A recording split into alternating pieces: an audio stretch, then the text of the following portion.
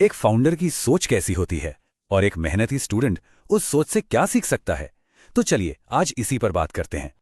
क्या कभी ऐसा लगता है कि शायद जिंदगी में कुछ बड़ा हासिल नहीं हो पाएगा? ये एक बहुत कॉमन सी फीलिंग है ना? अक्सर मन में आ ही जाती है जब रास्ते मुश्किल लगने लगते हैं, जब हौसला टूटता है।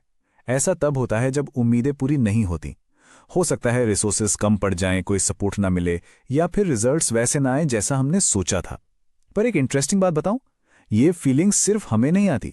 दुनिया का हर सफल इंसान कभी ना कभी इस दौर से गुजरा है।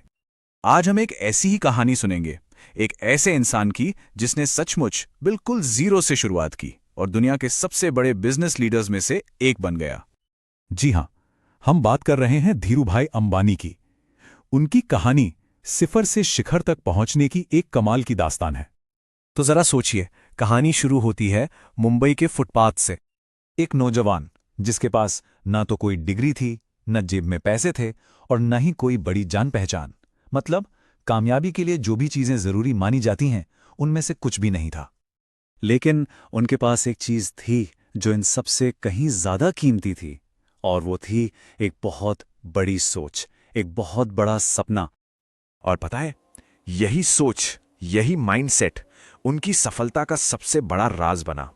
एक ऐसी सोच जिसने उन्हें हजारों की भीड़ से अलग कर दिया। जब वो शुरू कर रहे थे तो लोग उन्हें क्या कहते थे? यही कि अरे, तुम्हारे जैसे हजार लोग रोज मुंबई आते हैं सपने लेकर और खाली हाथ वापस लौट जाते हैं। हर तरफ से बस यही सुनने को मिलता था। इस पर धीरूभाई का जवाब क्या था? बस एक लाइन, मैं उन 999 में से नहीं हूं। सोचिए, ये सिर्फ एक लाइन नहीं थी, ये एक ऐलान था अपने आप पर अटूट विश्वास का। और यहीं पर फर्क पैदा होता है। और ऐसा नहीं कि रास्ता आसान था, बिल्कुल नहीं। उन्होंने बहुत बड़ी बड़ी असफलताएं देखी। उनका बिजनेस दो बार पूरी तरह से डूब गया, सारे पैसे खत्म हो गए। लेकिन इतनी मुश्किलों के बाद भी एक चीज थी जो उन्होंने कभी नहीं खोई, और वो थी हिम्मत। अब चलिए इस कहानी को जोड़ते हैं हर उस स्टूडेंट की जर्नी से जो दिन रात मेहनत कर रहा है। जरा देखिए कितनी मिलती जुलती हैं ये दोनों कहानियां। एक तरफ धीरूभाई का बिजनेस 2 बार ठप हुआ, तो दूसरी तरफ स्टूडेंट्स के रिजल्ट्स में देरी हो जाती है। उनके पैसे खत्म हुए और यहां रातों की नींद उड़ जाती है। उनको लोग शक की नजर से देखते थे और स्टूडेंट्स को सुनने को मिलता है, अरे छोड़ दो, तुमसे नहीं होगा। देखिए, संघर्ष का तरीका अलग हो सकता है, पर जो अंदर की लड़ाई है वो बिल्कुल एक जैसी है। हाँ, हर किसी की कहानी अलग है, हर किसी का सफर अनोखा है। इसीलिए तो किसी और से कंपेयर करने का कोई मतलब ही नहीं है। मतलब है इस माइंडसेट को अपनाने का।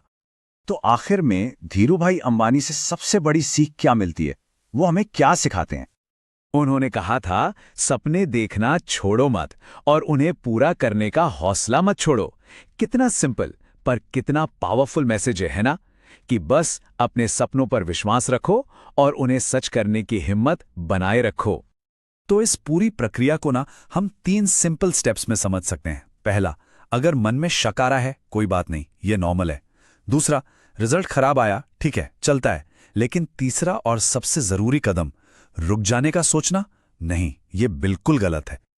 अपना टाइम आएगा, जरूर आएगा, बस चलते रहना है, गिव अप नहीं करना है। तो चलिए असफलता को देखने का अपना नजरिया ही बदल देते हैं। क्या हो अगर हम इसे असफलता माने ही नहीं? क्या हो अगर ये सिर्फ एक तैयारी हो? इसे कहते हैं बनने की प्रक्रिया। मतलब ये जो ग्रोथ है ना, ये मुश्किलों के बावजूद नहीं होती, बल्कि मुश्किलों की वजह से होती है। हर चैलेंज, हर सेटबैक हमें कुछ बना रहा है, कुछ बेहतर बना रहा है। So you aren't failing, you are becoming. तो बस आखिर में ये सोचना है कि एक दिन जब दुनिया किसी की मिसाल देगी, तो आपके नाम के साथ कौन सी कहानी सुनाई जाएगी।